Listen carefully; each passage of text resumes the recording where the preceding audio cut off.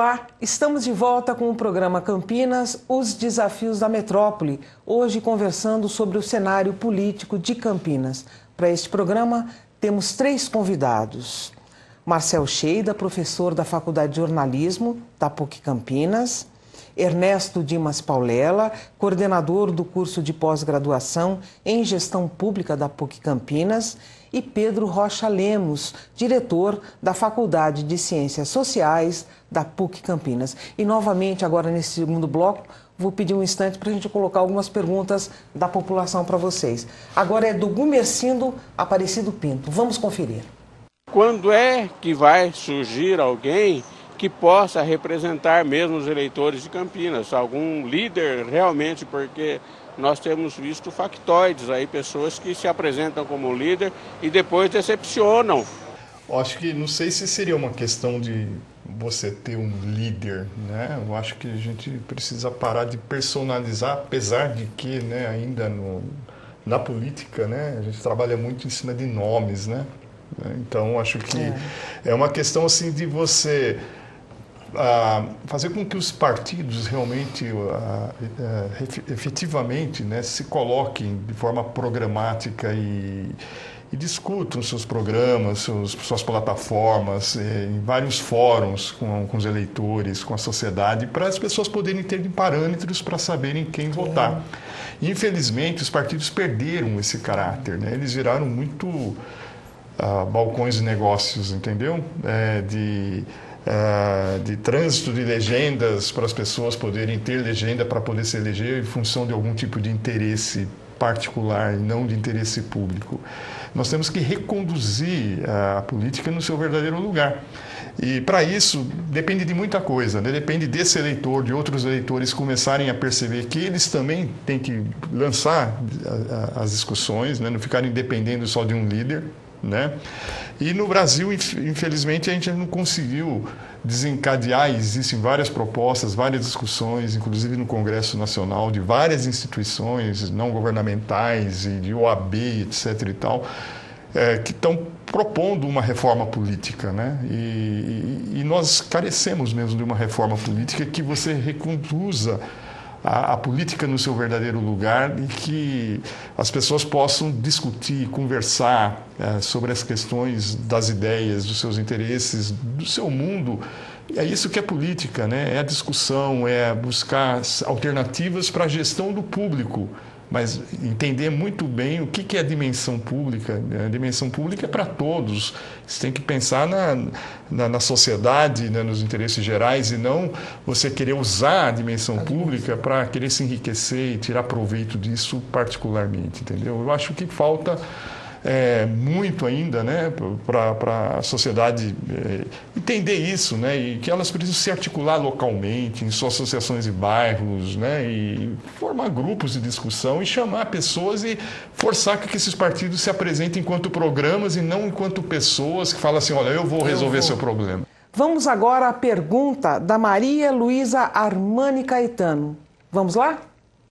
Como pode pessoas vir de fora, entrar na nossa cidade, eles ganham e depois aprontam tudo que aprontam.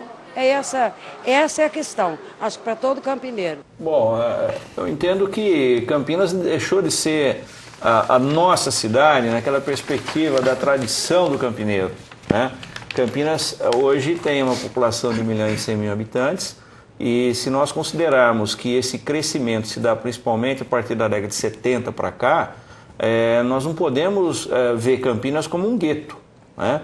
A Campinas hoje é uma cidade de grande desenvolvimento pela contribuição também de muita gente que veio de fora. E se considerarmos, por exemplo, que um dos prefeitos que tem uma boa imagem até hoje é o Roberto Magalhães Teixeira, ele era um mineiro, né? E Campinas hoje tem uma população mineira aí significativa.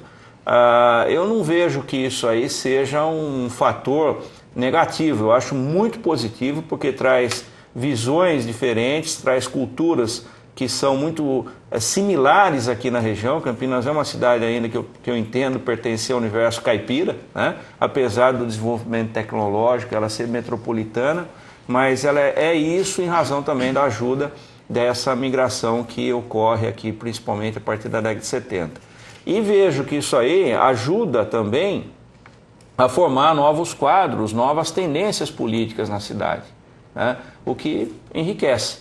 Eu não vejo isso aí como um ponto negativo, não. Interessante, eu não tinha pensado dessa forma, professor. Agora vamos a mais uma questão do Edson da Silva Nascimento. Vamos lá? O que nós podemos fazer para que exista uma política mais transparente, o que há nos princípios da lei e que seja imposto não só ali na teoria, mas que seja imposta na realidade, na prática e que seja verdadeira. Bem, eu entendo que para superar essas questões tem dois caminhos, né? Uma via de um caminho de duas vias, né? O primeiro, a participação popular. A população precisa participar mais da vida pública, né? Nós tivemos agora recentemente a discussão do orçamento na Câmara Municipal, não tem ninguém lá do povo para discutir onde será gasto o dinheiro público, onde é que vai colocar investimento, né? Então nós precisamos participar mais, né? E nós aqui, entendo, como professores da universidade, precisamos incentivar o aluno a participar da vida pública, em todos os segmentos, né? Eu faço isso muito lá no CEA. Eu procuro fazer isso muito, incentivar a discussão, né? Fazer com que eles tragam essas demandas dos bairros, das cidades vizinhas, né? Para que eles se insiram nessa discussão. Segundo lugar, a outra via, né? É o governo. O governo precisa trabalhar mais políticas públicas. Nós temos poucas políticas públicas no Brasil, né? Então, trabalhando mais políticas públicas, é aquilo que o professor Lemos falou no início da nossa conversa, nós fazemos com que o público fique mais intenso, né? Que haja mais espaço no poder público para as discussões, como saúde, como educação, para priorizar, né, pessoas, priorizar programas, né? Este é o caminho. Participar mais por parte da população e o governo, em todas as suas esferas, né, também participar mais, promovendo mais políticas públicas. Vou começar com você agora, Marcel. Qual que é a sua avaliação da cobertura da imprensa com relação a esses escândalos em Campinas? Bom, eu parto do princípio que essa crise ela se instala já há algum tempo em Campinas a partir de uma série de práticas do governo Hélio bastante centralizadas e não tão transparentes ou visíveis, né? Que contou inclusive com um grande apoio da maioria dos vereadores na Câmara Municipal. Enfim, houve todo um cenário, portanto, que ajudou a fermentar essas práticas, né? Para culminar com o que aconteceu. Esse período não mereceu uma atenção de uma boa fiscalização da imprensa e da parte da Câmara, né? Se você verificar que o Cândia, por exemplo, criou todo esse esquema das antenas, isso ele não fez do dia para a noite, né? Cadê a imprensa aí acompanhando esse planejamento estrutural das antenas de celulares? Às vezes a gente via uma reportagem isoladamente de um grupo de pessoas que se posicionava contra a instalação. Mas como esse esquema foi montado, você não via a imprensa investigando, né? Do mesmo jeito que a expansão dos lançamentos imobiliários não foi objeto de pautas. Como que isso impactava, por exemplo, a infraestrutura e a qualidade de vida de Campinas. E esses lançamentos vêm já de anos, não surgiram da noite para o dia.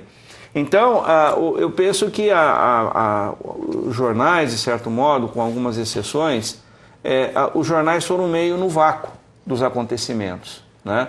E ainda eu acho que fica uma dívida porque esse lado um pouco obscuro da iniciativa privada que participou desse processo não está muito bem evidenciado. Como é que se deram essas negociações? Ainda falta muito para ser objeto de pautas, né? Você quer repercutir isso? Rapidamente. A mídia, a partir do momento que ela toma uma posição, determinadas empresas jornalísticas, né, elas acabam também pautando a cabeça dos ouvintes, os leitores, daqueles que estão lá na situação de passividade recebendo a informação, entendeu? E aí existem conduções também de posicionamentos que formam um senso comum, onde as pessoas não estão muito preparadas para pensar e digerir a informação. E aí a população sai repetindo uma série de coisas aí que muitas vezes não correspondem a fatos, né? Isso é perigoso também. Então a mídia ela precisa tomar muito cuidado, às vezes até na expressão no jornal, de um jornalista, de um repórter, já conduz o ouvinte, o assistente, a tomar uma determinada posição. Então a mídia, eu acho que ela devia, assim, tomar certos cuidados com isso, né? De ser mais assim, isenta, ser mais assim, neutra, né? Para poder realmente fazer com que as pessoas pensem, né? Muitas vezes a mídia pensa pelas pessoas, né? Então é isso só que eu queria observar, né? Porque é uma situação bastante delicada, né? E de repente você pode estar colocando alguém na fogueira, assim, sem você ter fatos realmente bastante consistentes para queimar essa pessoa.